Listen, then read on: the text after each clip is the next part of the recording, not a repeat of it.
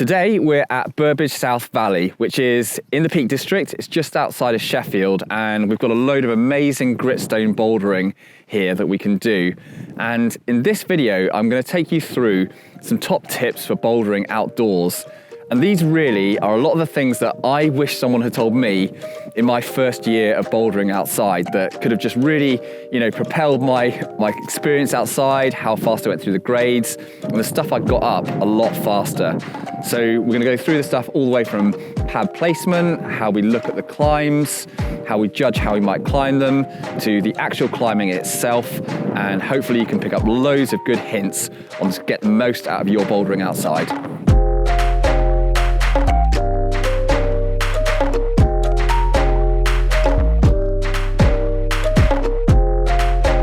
So first up, what I've done is I've had a look in my local guidebook and tried to find an area where I've got a really nice variety of problems. So some stuff that's slabbier and easier, all the way up to a little bit harder and more vertical, so a bit more challenging, just so I can stay in one area and get properly warmed up and try a load of boulder problems. So I know I can have a really good session here. There's a variety of different styles, but I don't need to go in super hard from the start. But likewise, I won't get bored after 10 minutes of trying a couple of problems. Okay, so first up, what I'm going to do is just try and get a warm-up going on these problems, and I'm going super easy to start with, just so I can actually warm up on the boulders as well. So I'm just going to kind of just be jogging around the spot, trying to get the whole body warmed, get everything warmed up, get my heart rate raising, just circling my arms around. I don't see enough people at the crag actually doing this before they start going bouldering, but it's so useful to do this. Often wear some gloves as well if it's a really cold day and I don't feel like I can warm my hands up. One particular trick that I like to use to get my hands a lot warmer is to rub them together really vigorously and then also bring them between my legs, just because you can kind of create a bit more friction that way. That gets your hands a warmer up.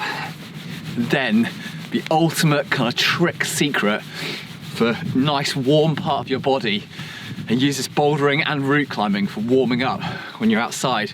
You stick your hands at the back of your neck. It's so warm at the back of your neck. It's really nice. I use this in mid-route as well sometimes, so I just kind of numb out. Just flick them on the back of my neck. Really warms them up. Oh, actually they're really warm now already. That's great. Just make sure my legs. Yeah, that's good. Make sure my high steps are there. Just kind of getting those basics of types of moves, muscle groups that are going to go before I'm climbing. Just make sure my ankles are rolled and warmed up a little bit. Because obviously here it's quite slabby. You're standing my feet a lot, and I need a good range of mobility in my ankles as well.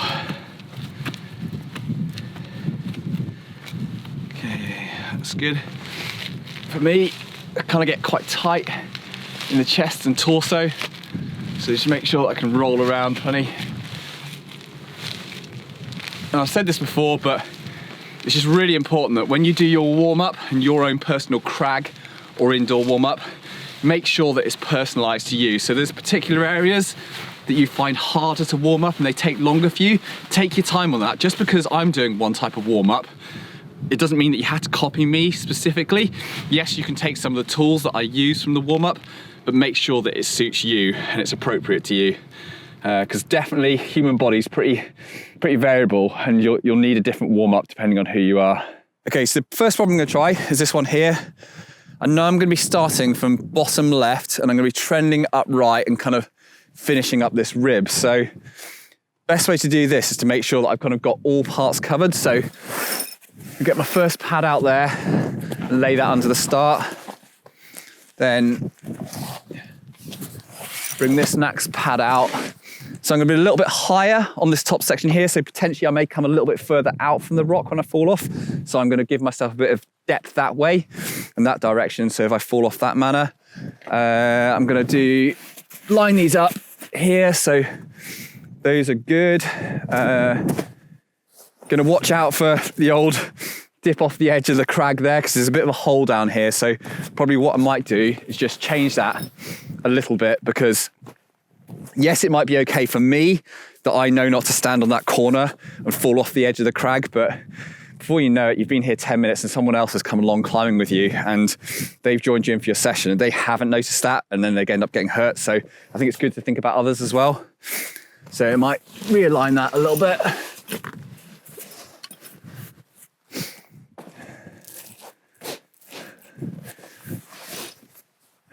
Okay, I think we're good. Right, next up is handholds, footholds. Now, if you come in here and you get close to these holds, you can see that some people have been climbing here recently and they've just left like little bits of mud and kind of grit and just dirt on the holds. And you can see there's actually quite a lot of wear on these holds nowadays.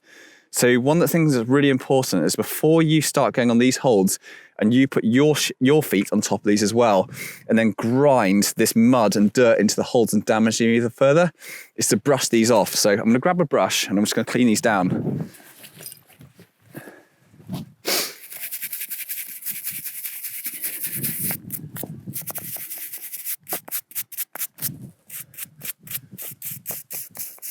So again, you can see it down here. It's just a load of mud ground into it. So I'm just going to clean those off. I'm not going to be really aggressive with it and, just scrubbing everything out of it, because they are delicate holds and you have to be careful that these things don't get worn out. But it's also good to not grind a load of mud into the holds as well. Okay, that's good. So next up, I'm going to choose a nice pair of pretty relaxed, slabby shoes. Really worn in. They're kind of close to being retired now, really, but they're good for warming up. And I'm also going to check that my shoes are clean. This is another thing that you've got to be careful with outside, is that you can end up walking around in your climbing shoes and then getting mud all over them and then grinding them into the holds. So just be careful about making sure your feet are clean. One thing or trick that we often use with climbing is just to spit on our hand and then rub that into the shoe. And you can really clean up and you can squeak your shoe. So if you keep rubbing, get to a point where you kind of generate some heat and it starts to feel sticky. And you've got really good friction. We call it sort of squeaking the boot. And you can see that. So you can see a little bit of almost like rubber and skin coming off. And you've got this really nice black effect. So you can see the difference between those two shoes. That one's perfectly squeaked, prepped to go. This one needs a little bit more work. The other thing that can be quite useful for your sort of setup for bouldering outside is that a lot of trousers, the way they're cut when you kind of buy them, the way they're designed, is they're a little bit too long and they can end up getting in the way of your heels or your feet when you're climbing, or you just visually, you can't see your feet as easy. So what I'll often do is just do a little tuck. See, I've got my nice warm leggings on today. So I'll just bring those up and I can just see where my feet are a lot more easily. You kind of look a little bit silly, but it means you can see your feet easily on the crag. Oh, you know what? One thing I have noticed is that this pad is actually the wrong way round. So if I look at this and I flip inside, you can see that we've got the low density squidgy foam here and then much higher density foam on the top. What I had was upside down, so I need to have the high density foam on the top side. So I'll flip that around and bring that around. I always think it's a little bit counterintuitive because the straps are this way and you feel like you might trip over the straps when they're this way around, but it's definitely that way around. So that's right. Okay, let's get some chalk. Again, it might be, you might have seen people do this and it might be tempting to do it, is to put chalk on your shoes or put chalk on your footholds. This does not help your footholds. I know you might have seen other people do it, but trust me, it doesn't work. It doesn't help. Okay, so let's have a look at this problem. So just kind of get my feet warmed up, get my balance going, just get that movement flow.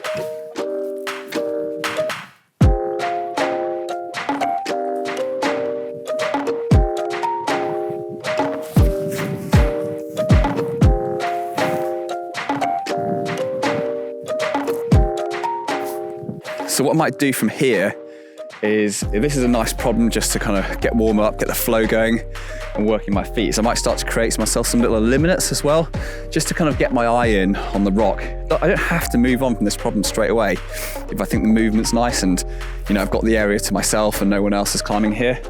So what I might do this time is take this foot out, try and create some sort of match here, and then stepping out, just to kind of change it up a little bit. So.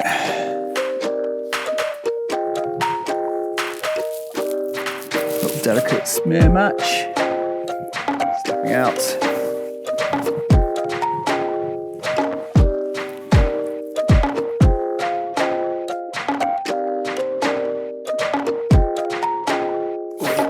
Harder. That's good. Let's bring, so cut this foothold and this foothold out again. Just trying to get my smearing going, just working on that balance and the feel of the rock.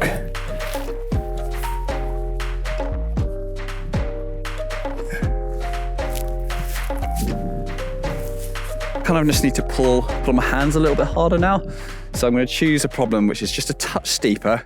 I'm going to actually use my hands a little bit now, just get those warmed up as well. But before I move on, one thing I'm going to do is just make sure that I brush down those holds. If I've left any chalk on there, if I'd had any tick marks, or if I'd accidentally put a little bit of mud or dirt on those holds as well. So I'll have a quick check on those and then I'll move on from that problem. Yeah, we're all good. Okay, so we'll have a look in the guide to see what we've got. Okay, so a little bit harder up the center here now, a little bit steeper. So I think this would be a good way just to kind of get the hands going a little as well. But what you'll notice on this one is that the landing's a little bit different. So before I go, I just want to set my landing, get the pads laid out right, and also think about where I might potentially fall off from. So on this one, I'll be thinking straight away, I've got this edge over here. Is there potential for me to kind of head off this way and hit this ledge, and will I put a pad on it? And if I look at the holds, I kind of think I'm really just going to be heading centrally here. I don't feel like I'm going to go very far over this side. So I'm going to lay all of my pads down this side. I've got just 2 pads for me and it's relatively high. So I think I'll probably go for a stacked system, just so that if I want to bail high on this, I'll go for that position where I've got 2 of those pads stacked on top of each other, just to kind of really cushion the fall and help my knees. The other trick that I can use for this one as well now is to use that advantage of the lower density, softer foam if I really want to take out the sting out of the higher falls. So what I could do here is I could lay this pad here down the ground there, but this time flip this Wild Country one down to the softer density foam on the top side. So it's actually kind of upside down now. And if I jump down that, it's really nice and squidgy, really, really soft. I think even if I fell down this way, this just feels really, really nice. So I'm going to take that tactic or strategy with that higher boulder problem, just to kind of make things feel a little bit more comfortable. Probably not the best orientation this way around, so flip that round. I'm going to have this bit of pad here close into the wall, just so I can keep my feet clean and not get any dirt on the holds. Then before I go, I'm just going to have a quick brush down the holes, make sure they're ready, no dirt, mud on them or tick marks, and then I'm going to have a go. This is also a time when, you know, you've got those brushes that you have on the poles and you can reach up higher up the problems. That's when it's really good. I've just got my little small handheld, which isn't quite as good, but that can really help these sort of situations. Okay, right, I think that's good. So I'm just looking around for feet and hands. So I know there's a good hold up there. Another good hold either in this edge of the crack or this one. And I definitely feel like this is going to be a key foothold. So I'll keep a careful eye on this one as soon as I transition up that boulder, because I'm going to try and get my foot into this one really early on so I can stand over on it.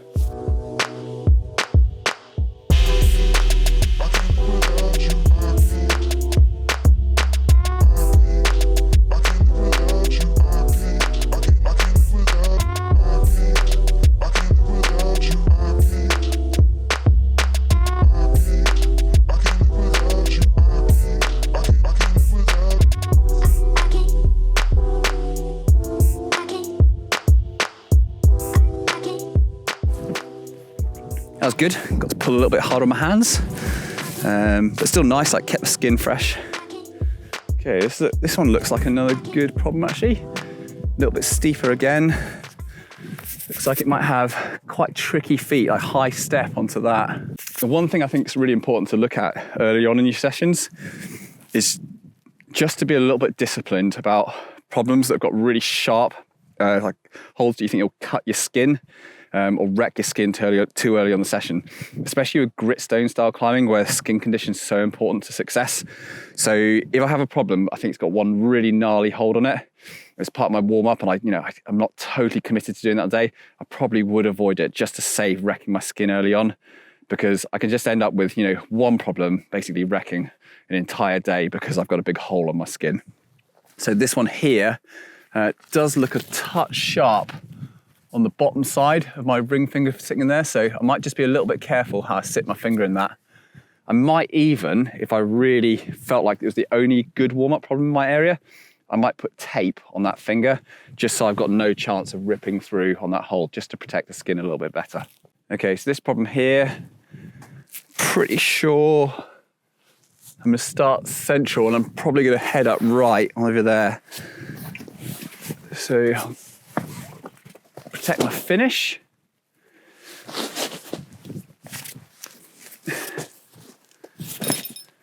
Check the start. Yep, that's good. Holds brushed up. Ooh, that's gonna be a high step in it. Warm up that hip a little bit extra, just in case I need to push really high.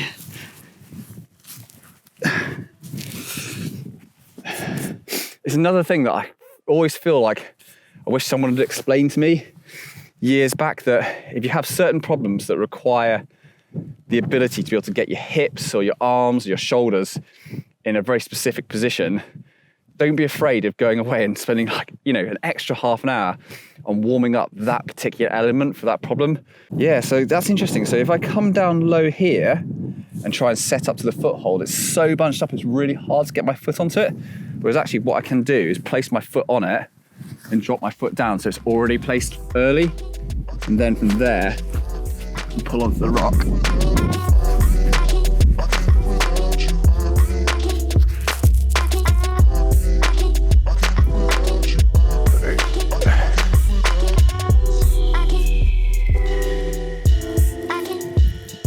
One thing that I want to just kind of point out with the outdoor footholds and the way that they work with your shoe is that I used to, and I've also seen a lot of people do this, is that when they see a scoop or an edge, or whether it's a micro edge or a crimp they can stand on the rock, is that what they're doing is they're placing the point of their toe on the most positive part of that hold. So they'll place that on the edge and they'll completely lack the amount of friction that you can get by going right to the back of holds and getting the sort of full frictional smearing scoop advantage at that foothold. And this one here has got, quite a good little edge here where it's tempting to stand just on the outside, but you don't need the point of your toe to be on that edge. It will sit further back on the foot as long as you're getting all of that rubber friction in on that hold. So really outside, milk the full advantage of getting loads and loads of rubber on the rock, especially when things are scooped and you have smears. So this problem that we're going to try now, just behind me, is called the sheep. And this is my ultimate nemesis boulder problem. I've tried this for probably going on 20 years. And it's only a very short boulder problem, probably 2 main moves. And I actually eventually did it around 4 years ago or so, maybe 3 or 4 years ago, when I'd had my best ever day doing some bouldering earlier on in the day, and I'd done my first V12, and I was just really psyched because I felt really on form, had an amazing day, just felt really good. So I drove straight here to do this boulder problem, which I think is a V5. I've obviously been trying all this time, and I finally did this boulder problem on the same day as doing this other thing that was just, loads of grades harder.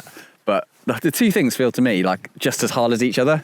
So I like to always come back to this boulder problem and just have another little go on it, just to see where I'm at with it. Because it's just a good reminder that some things are not always about the grade, or you've got to keep trying things which are your Nemesis style, and you just got to keep having a go at them because, well, one, it tells you you're not very good at everything, and two, is it's just a good learning point, and it keeps you controlling how you feel about, even sat here now, I'm feeling probably the most anxious I've felt this week because I've got to go and try this boulder problem, which I know is going to totally shut me down. I'm probably going to have a nightmare on it. But each time it pushes me into that zone where I go, just calm down, Tom. It doesn't matter. You still can't do it. It's not a problem, but you're just going to enjoy it. So you're probably going to see me really out my depth now, which is going to be, even though I know it's going to happen, I still am not kind of looking forward to it in a way. But it's good for me, otherwise I won't push myself. Okay, so on this boulder, what I'm doing is left hand here on this crimp, right hand on this kind of horrible pocket thing, which doesn't really work in any direction. And then you're making a slap for this sloper up here. And I find it hard to even slap for it, let alone hold it. The feet are quite bad on this one as well. So you've got to find your feet. It might take me a bit of time actually to just work out where I want my feet to be.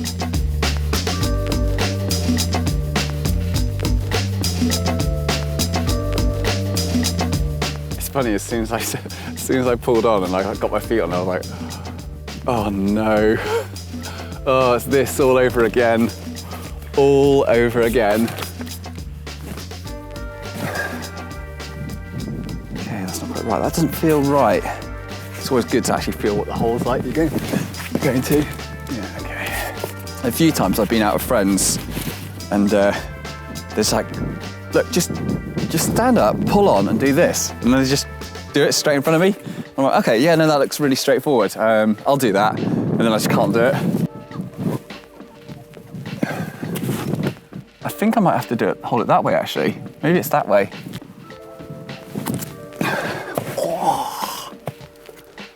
No, not that way. It's funny because that handhold seems so good. I'm always like, I put my hand in that and it feels like you should just be able to put your feet anywhere and pull up. But it's like it's compressed too much. And I think I'm falling away from the wall, so I need to get my body weight further to the right.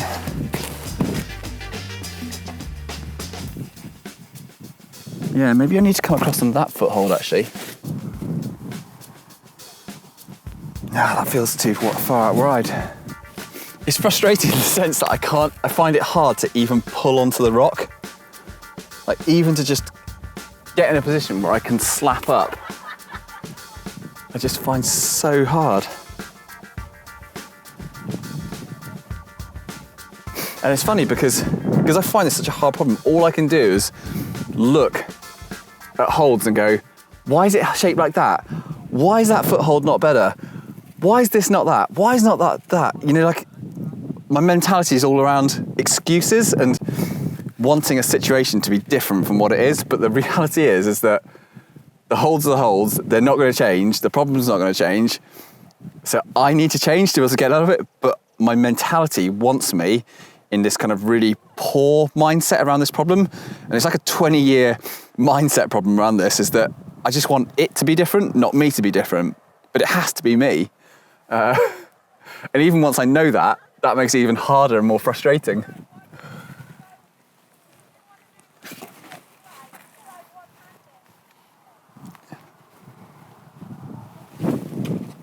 Oh, okay, that felt a bit better. Okay. Right, I feel positive now. I think I just had to get that out. I just had to get my frustration demons out. Oh, I was just about to glob it on then. Look how quickly it comes through on my skin. That's one move. Oh, come on. Right, one more go. And then I can do exactly what I've been doing for the last 20 years, which is to say, I'll come back with sheep, come back for another session.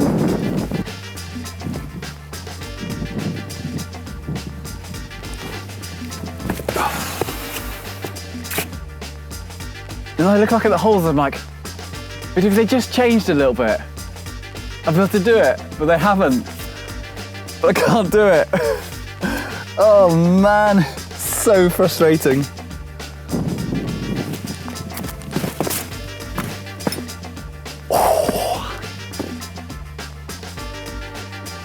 Right, should we move on? Okay, so that's it for this video. We had a look at some warm-ups initially and how we're looking at pad placements and getting going on the day, warming up into some climbing movement, using our feet, using our hands, and how we also choose some of those footholds on the rock.